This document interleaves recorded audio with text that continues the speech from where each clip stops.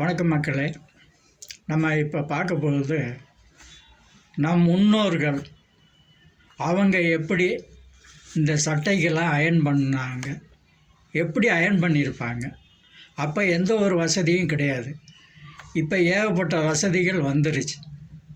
இப்போ சுவிட்சை போட்டு விட்டால் அயர்ன் பாக்ஸில் ஹீட் ஏறிடும், தேய்ச்சிடலாம். ஆனால் அந்த காலத்தில் எந்த ஒரு வசதியும் இல்லாத ஒரு காலகட்டத்தில் நம் முன்னோர்கள் எப்படி அயர்ன் பண்ணாங்க அப்படிங்கிறத நான் உங்களுக்கு இப்போ தெளிவாக சொல்லிடுறேன்.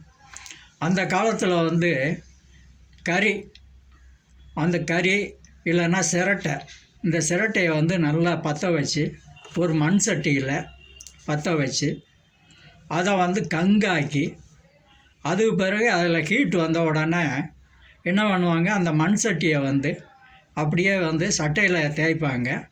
இப்போ உள்ள அயர்ன் பாக்ஸை எப்படி தேய்க்கும் அதே மாதிரி நல்லா கிரிப் ஆயிரும், அந்த சுருக்கெல்லாம் போயிடும். அதுக்கு பிறகு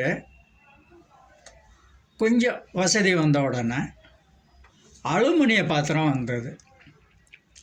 அந்த அலுமினிய பாத்திரத்தில் வச்சு நம்ம பெரியோர்கள், நம்ம முன்னோர்கள் எல்லாமே அயர்ன் பண்ணி கல்யாணத்துக்கு போகும்போதோ, இல்லை வேறு ஒரு நல்ல ஃபங்க்ஷனுக்கு போகும்போதோ, இல்லை கோயில் குளத்துக்கு போகும்போதோ அவங்க அந்த அலுமினிய பாத்திரம் இல்லைன்னா அந்த மண் சட்டிகளை அவங்க ஹீட் பண்ணி, கங்கு போட்டு ஹீட் பண்ணி அதை தேய்ச்சி நல்லா சுருக்கே இல்லாமல் கோயில் குளங்கள்லாம் போய் சாமி கும்பிட்டு வருவது வழக்கம்.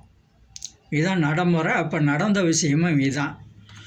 நான் அவங்களுக்கு அவங்க என்ன பண்ணாங்க, எப்படி பண்ணாங்க அப்படிங்கிற ஒரு செய்முறையை நான் செஞ்சு காட்டுறேன். வாங்க பார்ப்போம்.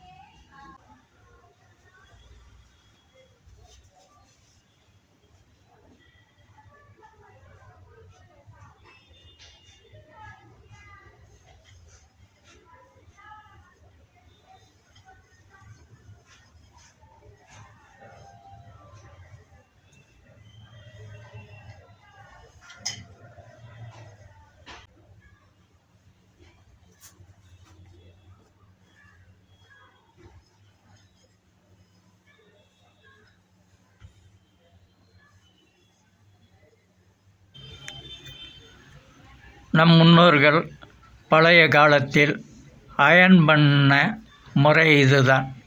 பாருங்கள்.